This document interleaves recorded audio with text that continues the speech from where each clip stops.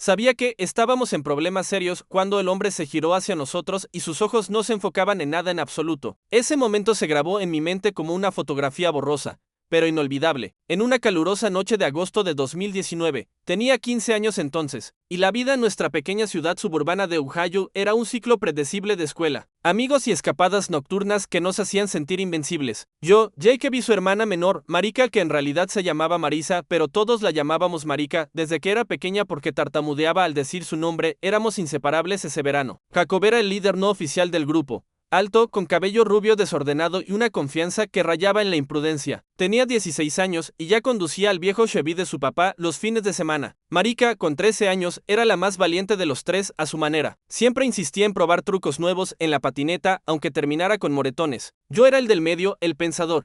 El que calculaba riesgos pero rara vez los detenía. Nos juntábamos casi todas las noches después del atardecer en el viejo puente ferroviario en las afueras de la ciudad. Era un lugar olvidado, un remanente de los días en que los trenes pasaban rugiendo por allí conectando nuestra ciudad con el mundo exterior. Ahora, el puente estaba abandonado, con rieles oxidados y cubiertos de maleza, y el pavimento debajo era sorprendentemente suave, perfecto para patinar. Las luces de la calle no funcionaban desde hacía años, algún vándalo las había roto, o quizás el ayuntamiento simplemente se había olvidado de ellas, lo que nos daba una privacidad absoluta. Nadie nos molestaba, ni padres curiosos, ni policías patrullando, ni siquiera los chicos mayores que fumaban en el parque central. Era nuestro santuario, donde podíamos reír, caer y levantarnos sin juicios. Alrededor de las 9 de la noche, esa tarde en particular, el aire estaba espeso con el calor del verano, ese tipo de humedad que te pega la camiseta a la espalda y hace que cada movimiento se sienta pesado. Habíamos llegado alrededor de las 8, justo cuando el sol se hundía detrás de los árboles, pintando el cielo de un naranja quemado. Jacob llevaba su patineta roja gastada, Marika la suya con stickers de bandas de rock,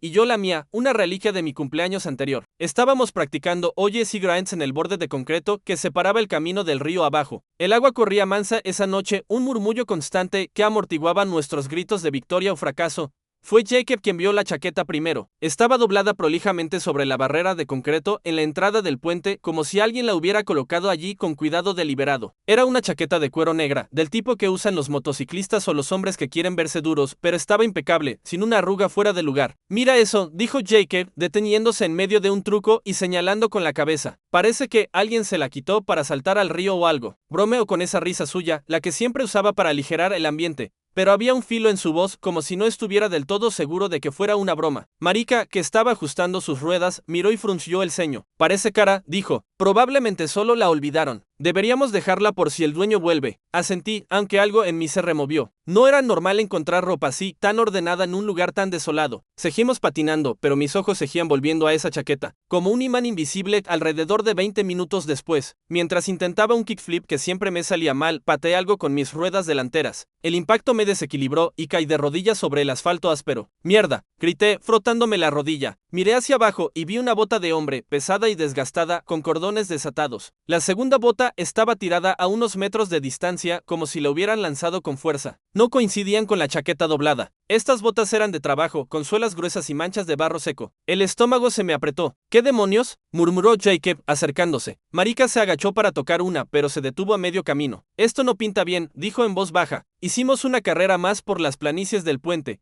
tratando de sacudirnos la sensación, pero no funcionó. Seguía mirando la chaqueta y luego las botas, inventando excusas en mi cabeza. Alguien cambió a zapatos para correr después de un largo día. Alguien se emborrachó y decidió caminar descalzo a casa bajo las estrellas. Pero las pequeñas cosas me molestaban, como las botas no estaban lado a lado, como si hubieran sido descartadas en pánico y como las mangas de la chaqueta estaban metidas con precisión, como si quien la doblara se hubiera tomado su tiempo para un ritual final. Jacob me atrapó mirando y puso una mano en mi hombro. Salgamos en un minuto, dijo, su voz más seria de lo habitual. Marika, siempre la optimista, insistió, quiero un intento más en el bordillo y luego agarramos luces en la tienda. Acepté, aunque mi estómago estaba apretado sin buena razón, como esa sensación cuando un profesor te llama al frente y no has hecho la lectura. El aire se sentía más pesado ahora, el murmullo del río más ominoso. Estábamos a punto de irnos, recogiendo nuestras patinetas y ajustando las mochilas, cuando oímos este sonido extraño de raspado viniendo de debajo del puente. Al principio pensé que eran ramas arrastradas por el viento o quizás un animal escarbando en la basura. Pero pero era demasiado constante, un raspado rítmico, como uñas contra concreto. Jacob, siendo Jacob, quería verificarlo. Podría ser un perro herido o algo, dijo, encendiendo la linterna de su teléfono. Siempre era el más valiente, el que no gustaba dejar preguntas sin respuesta. Marika y yo intercambiamos una mirada, pero lo seguimos. Caminamos por la pendiente empinada que llevaba debajo del puente, usando las linternas de nuestros teléfonos para iluminar el camino. El suelo era una mezcla de tierra húmeda y grava,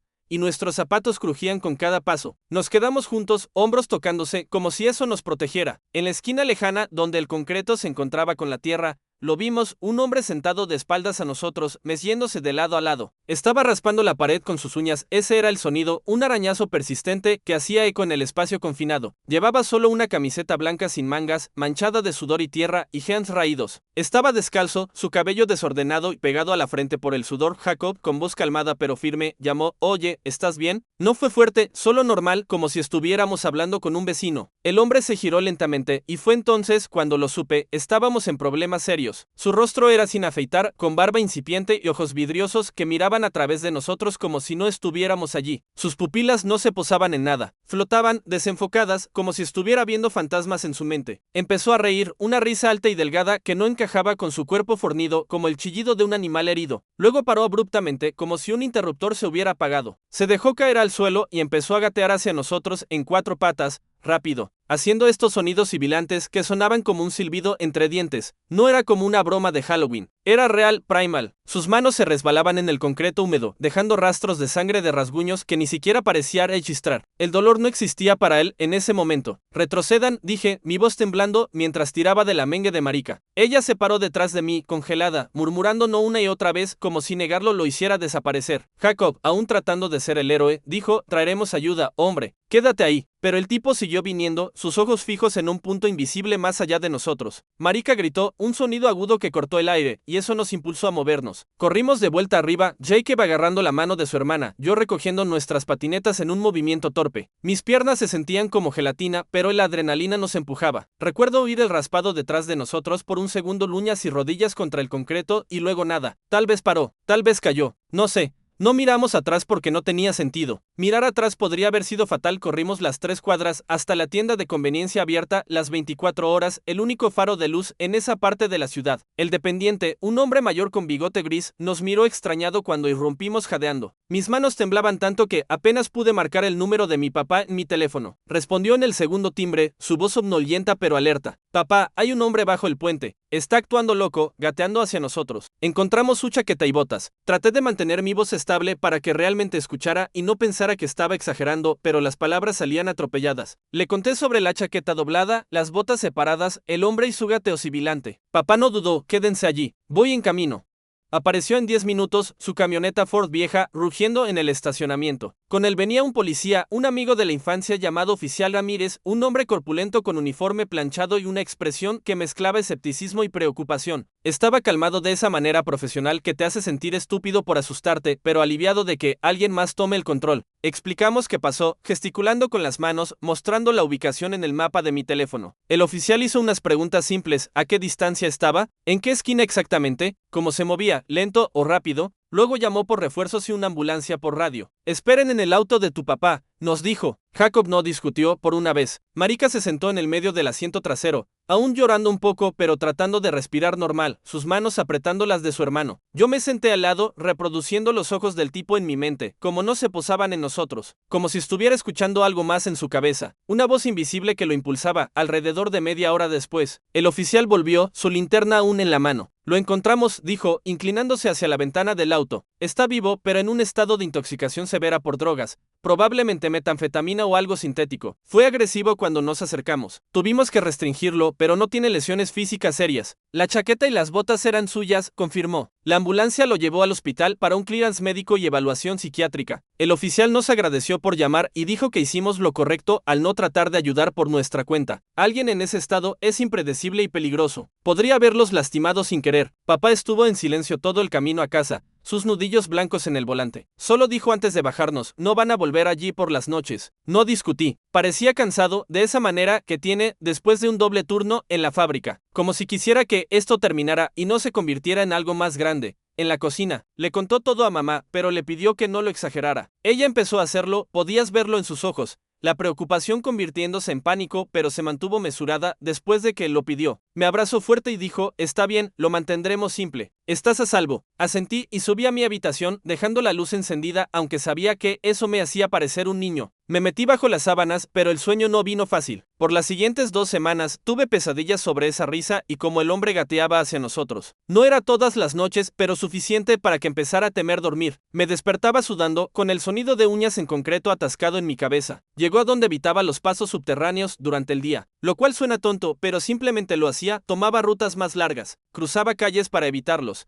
Jacob admitió que él tampoco estaba durmiendo bien. Me envió un mensaje a las 2 de la mañana una noche. ¿Lo oyes a veces? Ese chillido. Le respondí, sí, y ninguno de nosotros dijo más. No queríamos darle nueva vida hablando de ello demasiado. Marika les contó a sus padres y la prohibieron caminatas nocturnas por un mes. Dijo que no era un castigo. Estaban asustados y no querían arriesgarse. No les discutió. Dejó de tomar el atajo detrás de la tienda de comestibles también, optando por calles iluminadas. Cuando nos veíamos en la escuela, no hacíamos del puente el centro de la conversación, pero seguía colándose. Ella diría, no puedo superar la chaqueta doblada, como si estuviera preparándose para algo. Y yo diría, o las botas separadas, como si hubiera perdido el control a mitad de camino. Y luego pararíamos, cambiando de tema a homework o videojuegos. Más tarde, aprendí de papá que identificaron al hombre. Era local, un tipo llamado Tomo algo así. El papá no dio el nombre completo por privacidad y tenía problemas con drogas por varios años. Su familia había tratado de conseguirle tratamiento múltiples veces, pero seguía recayendo en el ciclo, sobriedad temporal, luego un mal día y de vuelta al abismo. Papá dijo que la familia sonaba agotada cuando el oficial habló con ellos, no indiferente, solo exhausta, como si hubieran luchado una batalla perdida. Después de ese incidente, lo enviaron a rehabilitación obligatoria a través del tribunal. No sé si ayudó. Papá tampoco. Dijo que esos programas pueden funcionar, pero solo si la persona realmente lo quiere y tiene apoyo continuo. Recuerdo sentir 2 cosas a la vez, alivio de que no estuviera muerto allí abajo, solo olvidado, y esta culpa pesada y sorda, como si tal vez estuviéramos hablando de él como una historia de terror cuando aún era una persona tratando de sobrevivir y fallando en ello miserablemente.